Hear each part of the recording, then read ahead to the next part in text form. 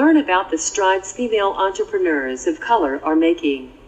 Be inspired by their story and enlightened by their leadership, insight, and advice.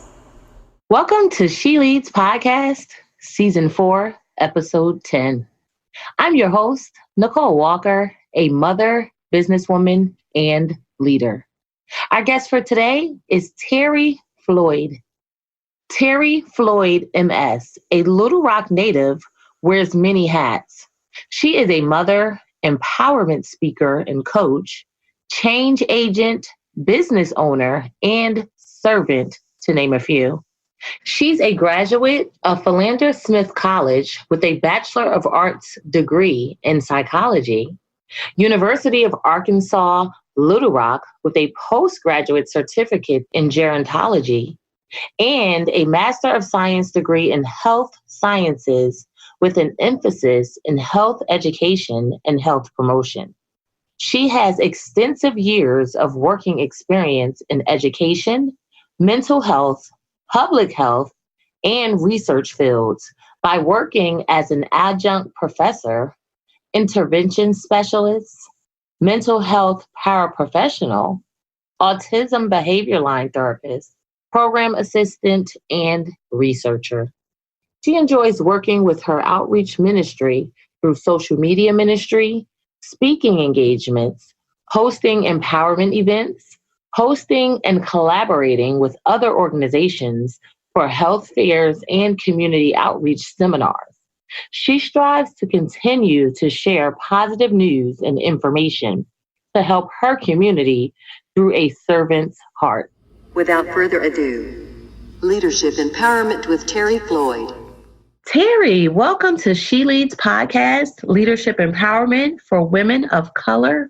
We appreciate you blessing us with your insight today. Thank you for having me. You're welcome. So I read your bio, and I want to say kudos to you for choosing the mental health field as your area of expertise and empowerment. This is definitely a much needed area, so that's awesome.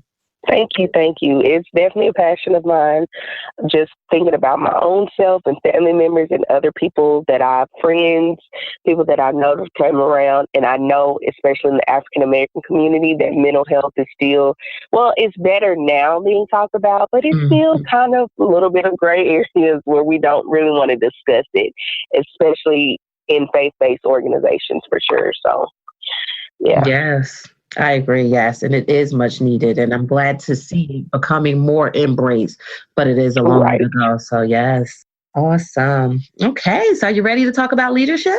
I am ready. All right. So I myself feel that every person is a leader in one shape or form, whether they realize it or not. Would you agree, Terri? I definitely agree. And can you tell us why you feel this way? I agree because, just as you stated, that when I was younger, other people saw the leadership abilities in me before I did. And it really wasn't until, I would say honestly, probably maybe 5 or 6 years ago, when I finally accepted and acknowledged that I had the innate ability to be a leader and started to act out on it. Because I've always held different roles within school, sports, at church, in organizations. I was in some type of leadership role just because, and I volunteered myself to do it, but I never really just acted or owned my leadership until, as I stated, about 5 or 6 years ago when I realized that I am a leader. Okay, thank you. Yes, and you actually ended up answering 2 questions in one. And I will agree that I know that was my experience as well, with people seeing my leadership before I actually realized, like it took years for me to realize that all along I was leading and I actually had people following and people watching, but I was just being myself. Yeah, so I know exactly what you mean. And it's funny, when I first realized I was a leader, to me, it wasn't called a leader. Like, I called myself a role model because I have younger sisters. Right. I'm a role model. And then now as years go on, I'm like, wait, that's a leader. Right. Absolutely. We don't think of it. I guess sometimes, and I know I've learned this in the past, that a lot of times we get caught up in the title and look at it. Well, it doesn't say directly that's a leader, but any position that we hold, regardless if the title actually says leader, you have opportunities where you're standing up and leading. in some sense or fashion. So. Yes, yes. And I think being a leader, yeah, like you said, it has no title. It's not about a title. It's about your actions and what you do. Absolutely. Okay. So in my upcoming book, The Code of Leadership, The If-Then Process, I outline my experiences and lessons that have helped me to become a better leader with the intention of helping others do the same. Terri, can you share what you would consider to be your code of leadership and why? My code of leadership, and it's actually funny, this has been like a golden rule that I've learned back in elementary, and I use it as my code of leadership now. And it is, if you expect respect, be the first one to show it, and to never look down on others and remain humble, because your hard work will pay off. But don't forget where you came from. The first part of that is, if you expect to respect, be the first to show it. That means regardless of what position that you're in, what the other people that you come around, regardless if they're on the CEO level or the janitor in the store, or just a greeter walking in Walmart, you still show them the utmost respect. Because if you expect others to respect you, you have to be the first one to give it. Yes, yes. Thank you for that. I love that. And I do agree. Show respect. I mean, we need to just make some t-shirts, plaster that on a billboard because a lot more people need to adhere by that. And you made a great point, right? We all want respect, but are you showing respect? So absolutely. Yes, and I love that. And my parents, they even would throw that back at me at times. I know when I was a teenager, you going through the whole teen age thing where everyone is wrong and you're always right. And it's like, okay, if you want people to listen to your opinions, if you want to state something and you want people to agree with what you're saying, it's still the presentation of the approach, the way that you take it. Like, if you're not coming in a respectful manner, why would anyone be willing to receive what you have to say? Like, think about it. Be respectful. If you want respect, be the first one to show it. And even, I'm not saying that everyone is still going to show you the respect, but you make sure that you're still being the respectful one. And that's what a leader is all about. Yes. Thank you. Thank you for that. Okay, so I believe all leaders experience failure. I myself, I don't like to consider it failure. I like to consider them lessons, take more of an optimistic view. But Terri, can you share your view on failure and tell us what it means to you?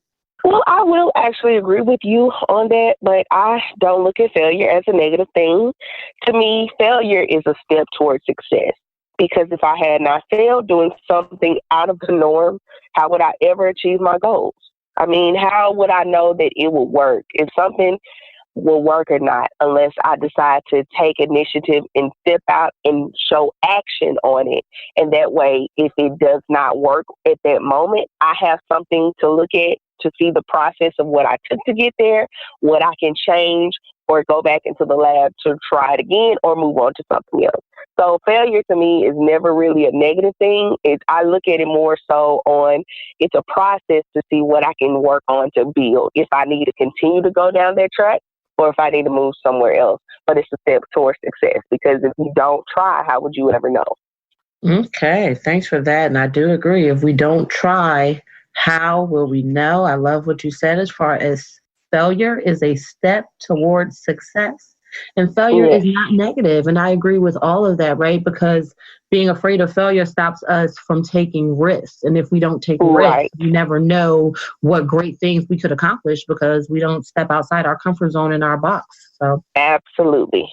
Thank you. Absolutely.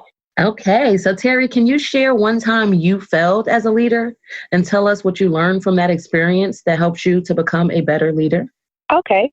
I'll mention had a past event last year. That's when I've decided to step out of my comfort zone and kind of not really say I'm an event planner, but just decided to just host more events that focus on wholeness, mental health, conferences and wellness events, because I more so want to do collaborations with faith-based organizations with my vision and purpose as well.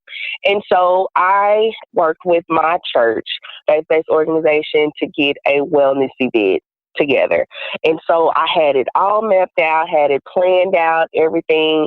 I was promoting somewhat, but not a whole lot. But I thought that because I was getting such great feedback that it was just going to be a great turnout, in which it was a good turnout, but at the same token, it could have been better if I still, instead of just waiting to the last minute to promote, but consistently promoted within a certain amount of time. Like, I still should have made sure that I was being consistent with my promotion, not just a week or two or a month before the actual event, but 3 or 4 months in advance. To also realize that even though I'm a leader and I'm coordinating this event, others are looking for me. It's okay to collaborate with other people, because sometimes as leaders, if we're not careful, we feel like that we have to do everything on our own. But in order to be a good leader, you have to be willing to serve, but also have other people on your team that you are okay with delegate and letting them be a leader as well. So the event, it was not the worst, but I still say to me that it was a failure in the sense that I still missed a few marks with collaborating with other organizations, collaborating with other people, not trying to just hone in and do everything on my own, but still have the trust in my team to lead, because I'm a leader and it's up to me to make sure that everyone else is on my team that is still know that they have leadership capabilities. So I'll say I definitely failed on that, but it was a learning experience, and I took that, and now I'm ready to do much better and bigger things with my team, and we're all leaders within it. Okay, thanks for that. And I love what you said, and I do agree with you, right? So one thing I took away was that you said we don't have to do everything ourselves as leaders. And I do agree that this sometimes can be hard because we feel like we're superheroes, or, we have these superpowers and we can figure it out. And sometimes needing help is viewed as a weakness, when in all actuality, seeking help actually shows that you're a strong person, and it shows that you're a wise person, and you realize that, yes, maybe you can do it, but you don't have to do it all by yourself, and it's not smart to. So you seek help. And not only does it help you, it helps the other people, like you said, because now you're giving them leadership positions and leadership roles. So they're growing their leadership. You're being a smart leader of your own self, and the job is getting done. Absolutely. Yes. And efficiently and effectively, more effectively, because it's more people except just me or just one leader trying to do everything. Yes, I love that. More efficiently and effectively. Yes. Okay. So Terri, do you feel it's easier, harder, or requires the same effort to be a female leader in the entrepreneur ecosystem, and why? I would say, to me personally, just thinking about the entire dynamics of everything, I would say it's a little bit harder. And the reason why I would say that it's harder is because within the past couple of years, and even myself included, with going on that leap and the chance of becoming an entrepreneur, becoming my female CEO of my own business and brand, it is a little bit harder because I still, not only am I an entrepreneur and business owner, but I still work full time, 9 to 5, a 9 to 5 schedule, and I'm also a mom. So when you incorporate all of that within the female leader entrepreneur ecosystem, and just a female leader in general, we don't just have the role as being a leader within our business, whether it's in corporate America, whether it's in our own business as an entrepreneur, business owner. We are a leader at home. We have roles and positions as mothers, as wives, and other people that we may be taking care of, or they're looking up to us, or being the big sister role or whatnot. And so I'd say it's a little bit harder because me personally, when I think about me being a business owner as well as still working full time to have the benefits to take care of things that I need to take care of, as well as being a mom, and I'm a single mother, I'm not married. So it's harder because people are looking at me like, well, you have to make sure that you're still being the mom, that you're taking care of home, that your child or children are not feeling neglected. And then we hold that mom guilt at times where we're working, and I'm like, okay, I don't want my son to feel like that I'm leaving him or I'm neglecting him. So it's harder because you have the work balance. That you have to balance work, you have to balance life, but then not only taking care of others, you still also have to make time to take care of yourself. So I've learned that I have to make sure that I'm balancing work, life, personal, which is taking care of my child, taking care of my business, taking care of work, my leadership roles in my corporate job, as well as taking care of my self-care. So I will say it's doable, but to me, it is a little bit harder because there are so many different layers, so many different elements that I have to take care of, and thinking about other women as well.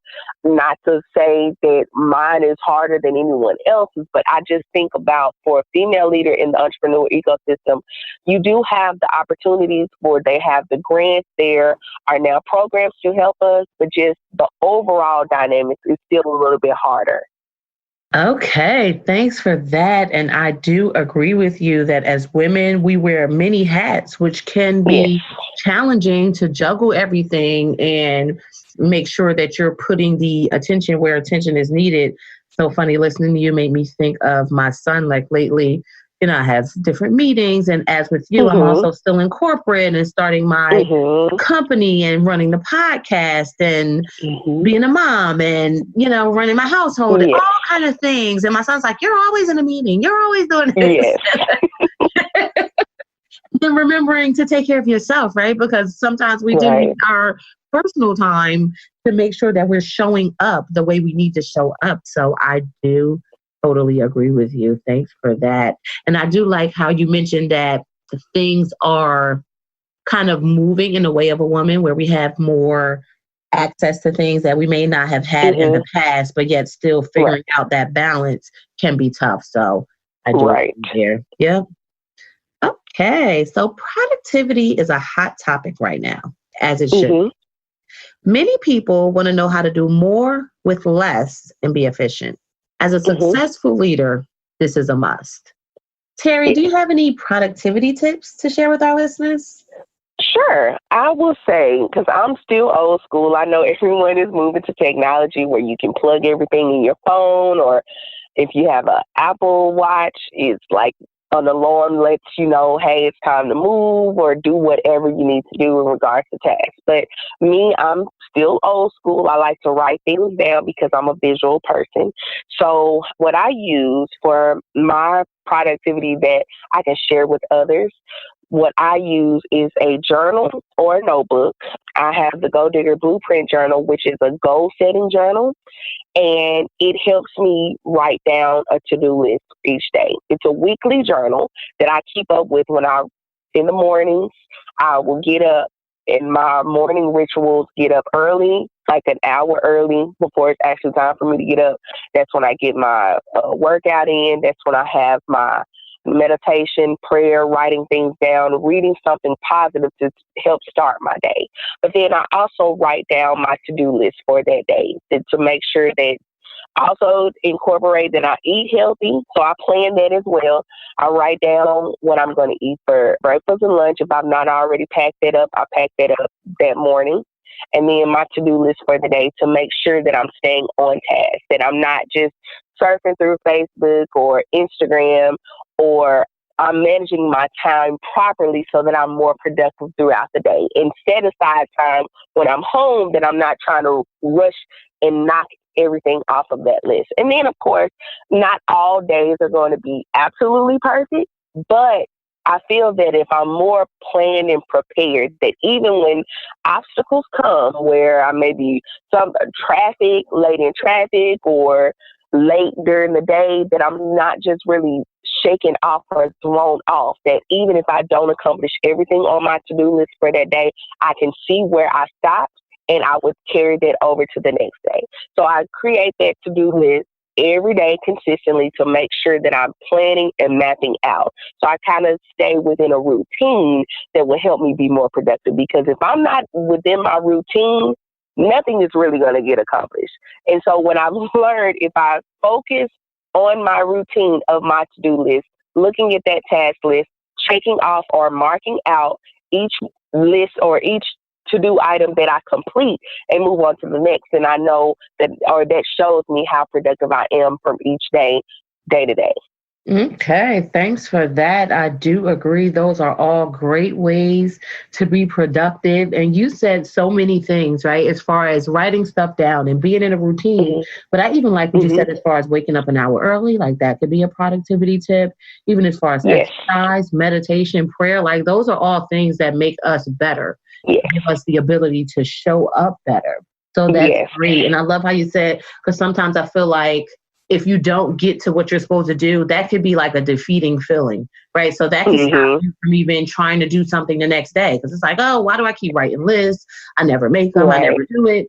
But what you said was, at least it gives you a place to see where you stopped, what you wasn't able to get to. So now you know what you might need to do the next day or the next day. So like, we need to stop being so hard on ourselves and just give ourselves that framework. So at least we'll have some kind of point of reference, instead of just flowing with the wind, so to say, right?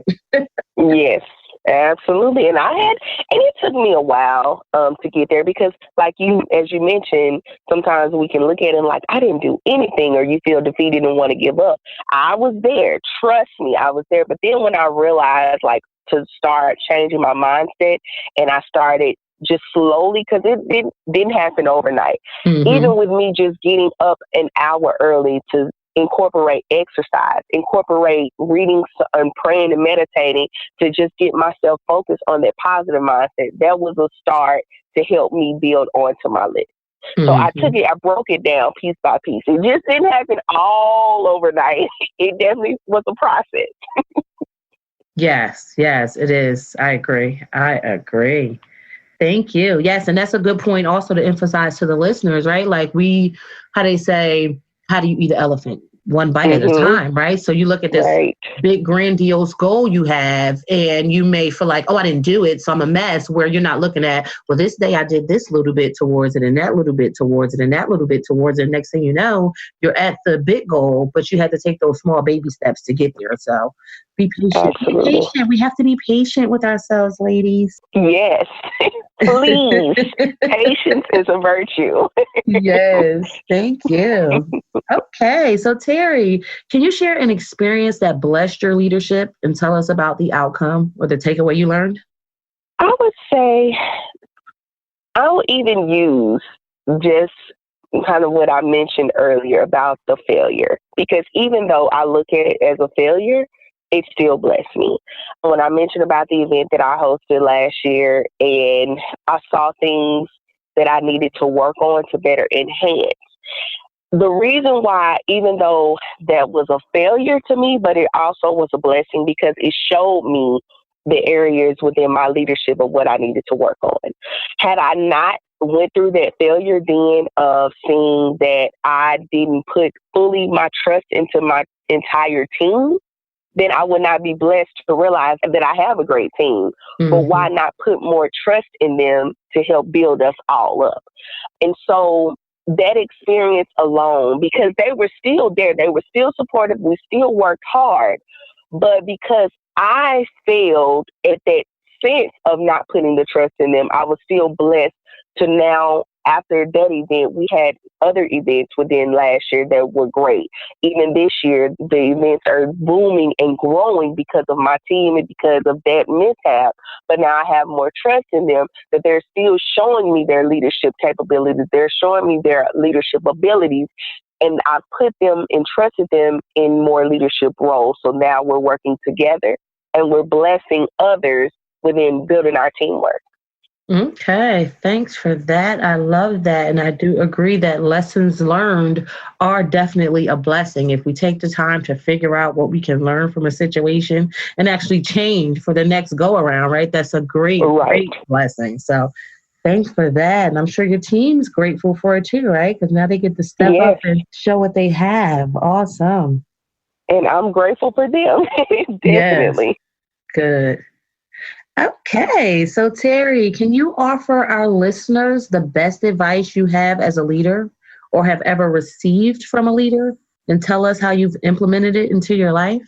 Okay, the best advice that I've received, and it's actually, again, from family members, from my parents and grandparents, and my mentors, is that in order to be a great and effective leader, you must be willing to follow and serve others. I know we mentioned that early, but that was like the best advice that I still use now, and I have to reevaluate myself to make sure that I'm being a great and effective leader, and I'm not just looking at it as I'm a leader that I delegate and dictate to others, but I'm down in the trenches and we're all putting in the work, that I'm willing to serve others, that I'm not just like hell-bent on the title of a leader, but not actually putting in the work.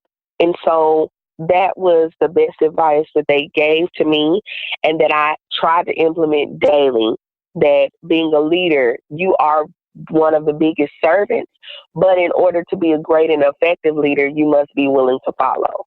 Yes, yes, yes, yes. Thank you for that. I do agree that following and serving are very important for our leadership, right? And it may kind of seem like, first hearing it, you may think like, well, that doesn't make sense. How can you be a leader if you're following and you're serving? But it actually makes the most sense because you're showing your power. Like you can lead from the back. You don't have to be in the front to lead. And when you realize that and know how to exchange that role or exchange that power effectively, that makes you an awesome leader. So thank you.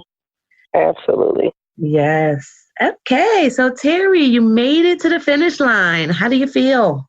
I feel great. Woo!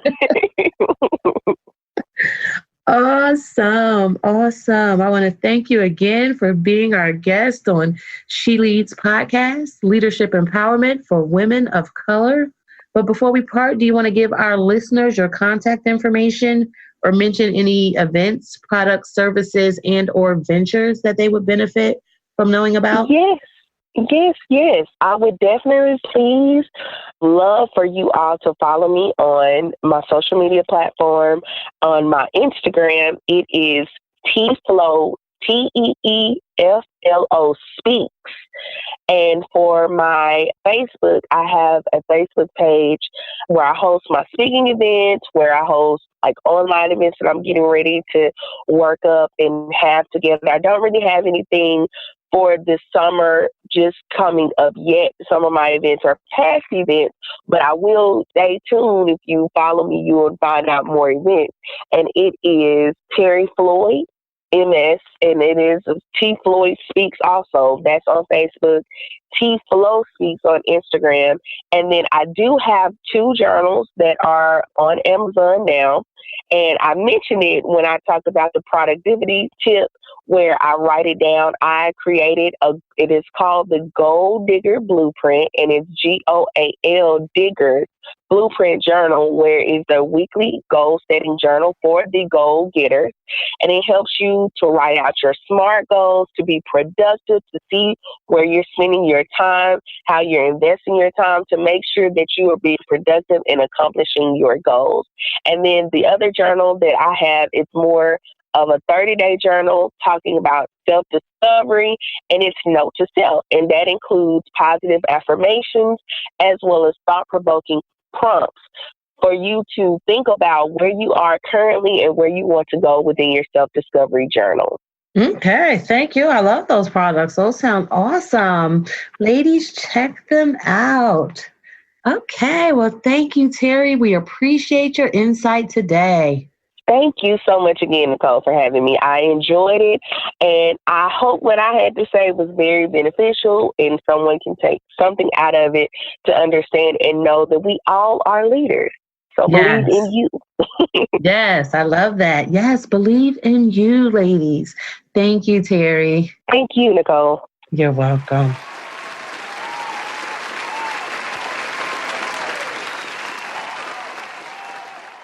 I really enjoyed this interview with Terri, and I hope you did as well.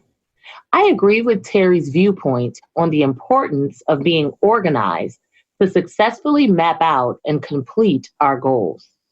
Goal setting affords us the opportunity to achieve our objectives if we put in the work needed.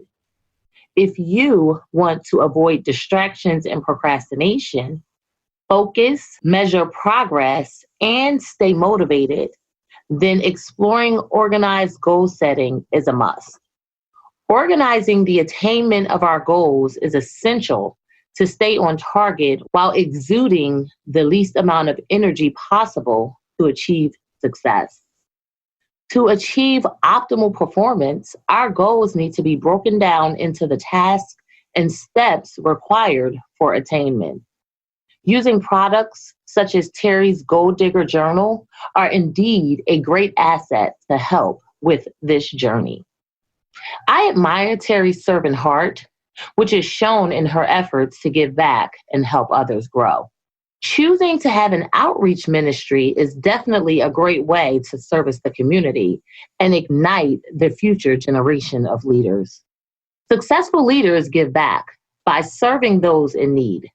Social entrepreneurship is on the rise, and I am happy to see Terri doing her due diligence in this arena.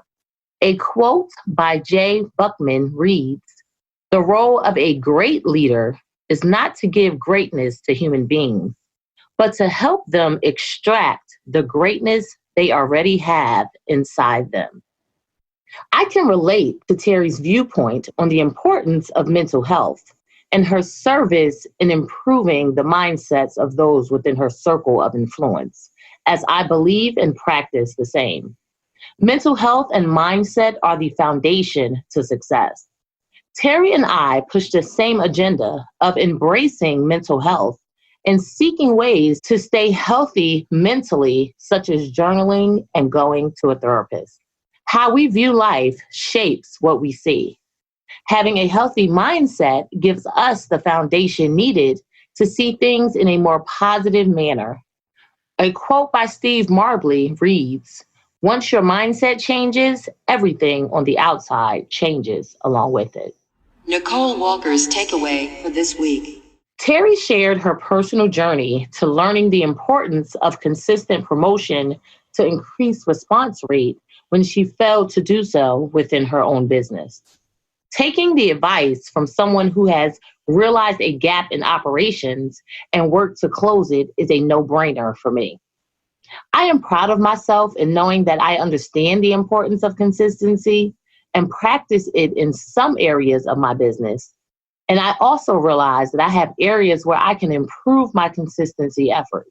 In an effort to continually improve, I will make it my business to figure out how to be more consistent in the areas I am lacking, because my goal is to increase my response rate in all that I do. A quote by Dwayne Johnson reads, "Success isn't about greatness, it's about consistency. Consistent hard work leads to success. Greatness will come." And now we have Nicole Walker's Leadership Challenge of the Week.